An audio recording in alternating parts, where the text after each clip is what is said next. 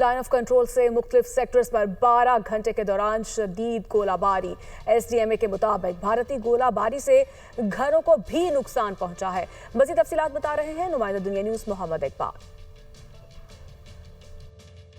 भारतीय फोर्सेस की line of control पर बुज़दिलाना कार्रवाइयाँ जो है वो जारी है। रात के लाइन ऑफ कंट्रोल के मुख्तलिफ इलाकों में सिविल आबादी को जो है निशाना बनाया गया है, गोलाबारी की गई है। गोलाबारी की वजह से दर्जनों घर भी जो है मुतासर हुए हैं। और स्टेट डिजास्टर मैनेजमेंट अथॉरिटी आज़ाद जम्मू कश्मीर के जो डायरेक्टर हैं, डायरेक्टर ऑपरेशन सईद रहमान कृषि के मुताबिक जो है अब तक आज़ाद कश्मीर के मुख्तलिफ इलाकों में जो लाइन ऑफ कंट्रोल पर जो है सिविल आबादी को निशाना बनाया गया है। मजमूई तौर पर 17 शहरी जो है वो शहीद हुए हैं, जबकि इस वक्त बच्चों समेत जो है वो 51 शहरी जख्मी भी हुए हैं। इसके अलावा आज़ाद कश्मीर के अंदर जो है मुख्तलिफ इलाकों के अंदर 139 रिहायशी घरों को भी नुकसान जो है वो हुआ है। पाक फौज की जानब से जो है दुश्मन की चौकियों को निशाना बनाया गया है और दुश्मन को इस वजह से जो है भारी नुकसान का सामना भी करना पड़ा है।